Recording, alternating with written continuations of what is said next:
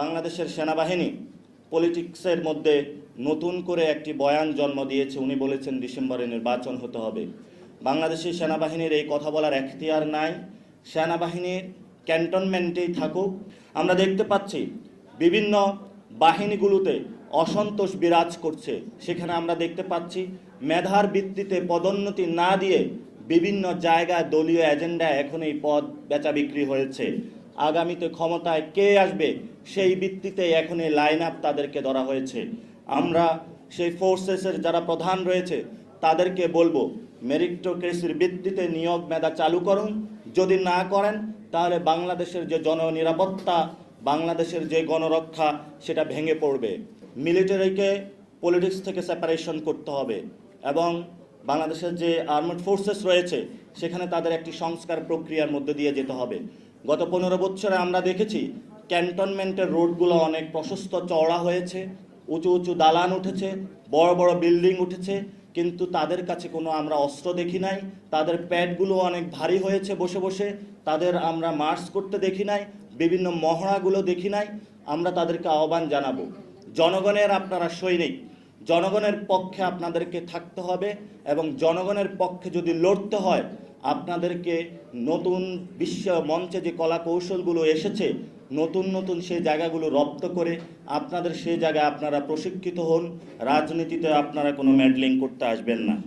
আমরা দেখতে পাচ্ছি অনেক যারা ডিসিপ্লিনারির অভাবে সেনা কর্মকর্তা অবসরপ্রাপ্ত হয়েছে, তারা তাদের নিজস্ব এজেন্ডা বাস্তবায়নে বিভিন্ন রাজনৈতিক দলে যোগ দিয়ে বাংলাদেশে অস্থিরতা সৃষ্টি করার জন্য পায়তারা চালাচ্ছে। আমরা তাদেরকে আহ্বান জানাবো, আপনি যখন অবসরপ্রাপ্ত হয়েছেন আপনি সিটিজেন আকারে অভিমত প্রকাশ করতে পারেন, কিন্তু কোনো বিশৃঙ্খলা সৃষ্টি করলে জনতার আদালতে আপনাদের বিচারের কাঠগড়ায় মুখোমুখি হতে হবে।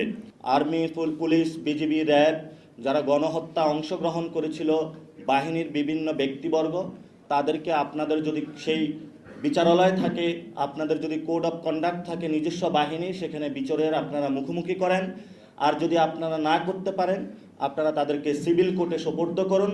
আর যদি সিভিল কোর্টও আপনারা সোপর্দ না করতে পারেন তাহলে জনতার আদালতে ভবিষ্যতে তাদের বাংলাদেশে বিচার হবে। আমরা তাদেরকে আহ্বান জানাবো, আমরা ইতিমধ্যেই দেখেছি আমাদের বাংলাদেশের সেনাবাহিনী পলিটিক্সের মধ্যে নতুন করে একটি বয়ান জন্ম দিয়েছে। উনি বলেছেন ডিসেম্বরে নির্বাচন হতে হবে। বাংলাদেশের সেনাবাহিনীর এই কথা বলার এখতিয়ার নাই। সেনাবাহিনীর ক্যান্টনমেন্টেই থাকুক। তাদের যে বিভিন্ন ফোর্সের নিয়মিত কার্যক্রম আমরা দেখতে পাচ্ছি, বিএসএফ বাংলাদেশে পুশিং করছে। আমরা দেখতে পাচ্ছি বিভিন্ন দেশের অপারেটিভগুলো অ্যাক্টিভ রয়েছে, সেগুলো তারা নিয়ন্ত্রণ না করে বাংলাদেশের জনসাধারণকে তারা আয়নাঘরে রেখেছিল, গুম করেছিল, খুন করেছিল।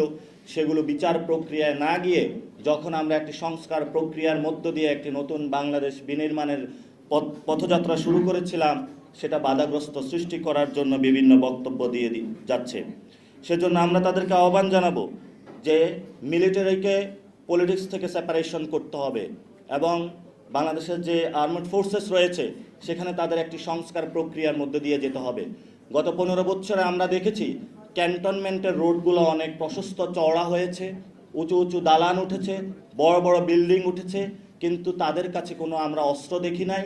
তাদের প্যাডগুলো অনেক ভারী হয়েছে বসে বসে, তাদের আমরা মার্চ করতে দেখি নাই, বিভিন্ন মহড়াগুলো দেখি নাই। আমরা তাদেরকে আহ্বান জানাবো, জনগণের আপনারা সৈনিক, জনগণের পক্ষে আপনাদেরকে থাকতে হবে এবং জনগণের পক্ষে যদি লড়তে হয় আপনাদেরকে নতুন বিশ্ব মঞ্চে যে কলা কৌশলগুলো এসেছে নতুন নতুন সেই জায়গাগুলো রপ্ত করে আপনাদের সেই জায়গায় আপনারা প্রশিক্ষিত হন। রাজনীতিতে আপনারা কোনো মেডলিং করতে আসবেন না। আমরা দেখতে পাচ্ছি অনেক যারা ডিসিপ্লিনারির অভাবে সেনা কর্মকর্তা অবসরপ্রাপ্ত হয়েছে, তারা তাদের নিজস্ব এজেন্ডা বাস্তবায়নে বিভিন্ন রাজনৈতিক দলে যোগ দিয়ে বাংলাদেশে অস্থিরতা সৃষ্টি করার জন্য পায়তারা চালাচ্ছে। আমরা তাদেরকে আহ্বান জানাবো, আপনি যখন অবসরপ্রাপ্ত হয়েছেন আপনি সিটিজেন আকারে অভিমত প্রকাশ করতে পারেন, কিন্তু কোনো বিশৃঙ্খলা সৃষ্টি করলে জনতার আদালতে আপনাদের বিচারের কাঠগড়ায় মুখোমুখি হতে হবে। আমরা দেখতে পাচ্ছি বিভিন্ন বাহিনীগুলোতে অসন্তোষ বিরাজ করছে। সেখানে আমরা দেখতে পাচ্ছি মেধার ভিত্তিতে পদোন্নতি না দিয়ে বিভিন্ন জায়গায় দলীয় এজেন্ডায় এখন এই পদ বেচা বিক্রি হয়েছে। আগামীতে ক্ষমতায় কে আসবে সেই ভিত্তিতে এখন এই লাইন আপ তাদেরকে ধরা হয়েছে। আমরা সেই ফোর্সেসের যারা প্রধান রয়েছে তাদেরকে বলবো মেরিটোক্রেসির ভিত্তিতে নিয়োগ মেধা চালু করুন। যদি না করেন তাহলে বাংলাদেশের যে জননিরাপত্তা, বাংলাদেশের যে গণরক্ষা সেটা ভেঙে পড়বে।